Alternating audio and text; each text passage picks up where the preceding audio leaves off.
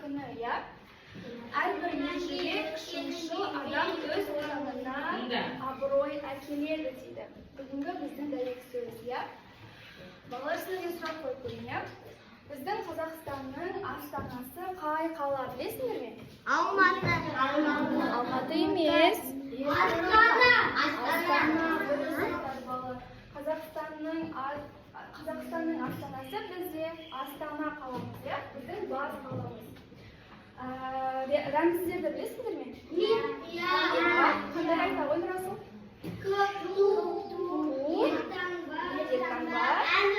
Anran, dұрыс айтасыңдар. Яғни бұл біздің Қазақстанның несі?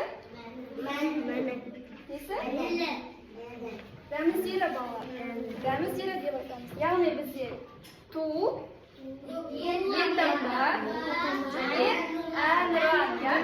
Біздің балалар туымызға қараңыздар. Туымызды бізге кім сипаттап береді?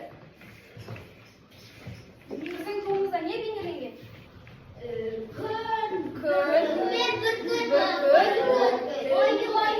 Ою. Біздің туымыз қандай түсті?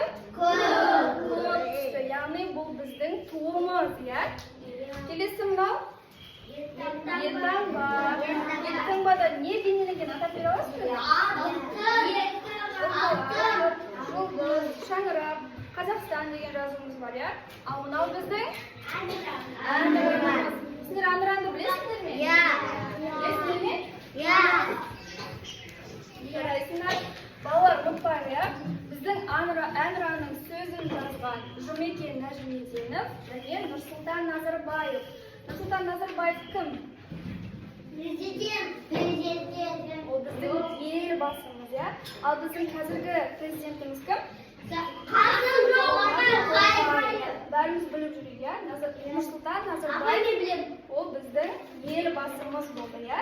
Одан кейін бізде президент Қасым-Жомарт Тоқаев. Сонымен қатар бізде әнұранның әнін жазған Шәмші Қалдаяқов болатын. Туымыз қандай түсті екен балалар? Көк түстіміз, я? Жарайсыңдар. Бәріміз біледі екенбіз, я? Енді балалар қазір осы әнұранды орындайық, я? Бәріміз бірге. Әнұран орындағанда не істейміз? Қан бәріміз тұрып, бір орындайық, я? Әнұран.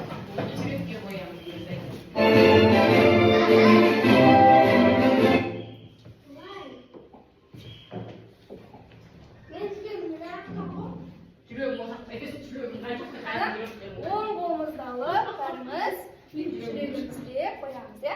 Бәріміз дұрыс қойып отырып па? Я. Осылай, я? Былай қарағанда мына жаққа. Дұрыс, аха, дұрыс. Керісінше ғой. Я? Дұрыс сен. Апай. Айнай, ана қолды қоясың. Қаламмен жазатын қолдарың бар ғой, сол қолды кеудеге қоясыңдар. Мен мынау. Вот, я ручкамен. Оң қолымыз балалар, оң қолымыз. Я, міне. Ғой. Айнай, сен шатасып жатсың. Міне. Осыны Вот, жүрек. соны қой, аха, соны қой. Жарайсың. Аха. Ал, әнұранымызды орындайық, я?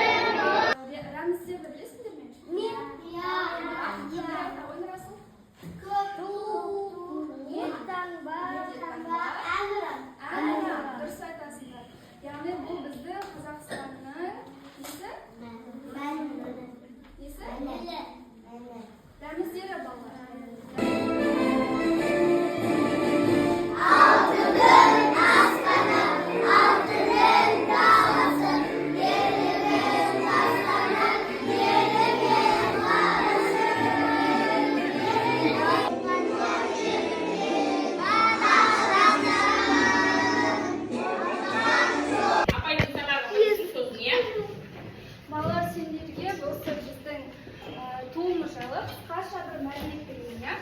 Мемлекеттік туымыз, яғни алтын күн алаулаған зеңгір көк аспан түстес, яғни көк түсті, иә. Сол зеңгір аспанның аясында баяу қалықтаған дала бүркіті бейнеленген. Арман арқалаған алтын бүркіт қазақтың қыран көңілін шырқау биікке алып шыққандай көрініс береді. Яғни бұл біздің тәуелсіз екенімізді білдіреді қыран. Келесі мемлекеттік туды даралайтын тағы да бір белгі, бұл оның сабына таяу тік таралған ұлттық өрнекті қошқар мүйіз жолақ, яғни біздің ою-өрнегіміз. Ол біздің көшпелі әлемнің дарқан бал рухын тынысы. Тудың ортасында Тудың ортасында бізде күн бейнеленген, иә, біздің алтын күніміз. Халқымызға нұр болып шапағат шашып тұр. Алтын күнді қанатымен жебеп, өрге көтеріп, ұшып бара жатқан ақиық қыран құс ол ерліктің белгісі екен. Балалар, түсіндік пе? Туымыз бізден нені бейнеледі екен? Көк туымыз біздің аспан, иә? Аспанда қалықтап ұшып жүрген мынау қыран, иә? Қыран құсымыз. Ол біздің тәуелсіз екенімізді бейнелейді. Одан кейін бізде күн орналасқан, иә? Ол күн біздің күніміз қандай? Күніміз нені белгілейді? Апай, Қазақстан мектептің үстінде тұрады ғой. Ja, Қазақстан бізде бар ма? Иә, жас деу. Жарайды балалар, келесі елтаңба, иә? Елтаңба әлемде сирек кездесетін елтаңба, яғни қазақ өмірінің ұлы белгісі. Шаңырақтан тараған таң шапағындай ұлттар арасындағы ай мүйізді алтын қанатты ғажайып тақтар орналасқан. Біздің елтаңбамызға қарайықшы, қандай әдемі, иә? Мына жақта бізде шаңырақ тұр, иә? Одан кейін мына екі жағында не тұр? Пырақтар деп айтамыз. Пырақ, иә? Қос пырақ ортақ шаңырақты қанатымен қорғап тұр дейді.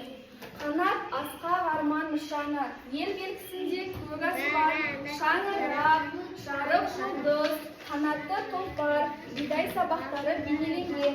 Аспан көк кеңшілік, тыныштық, яғни биіктіктің белгісін бейнелейді екен.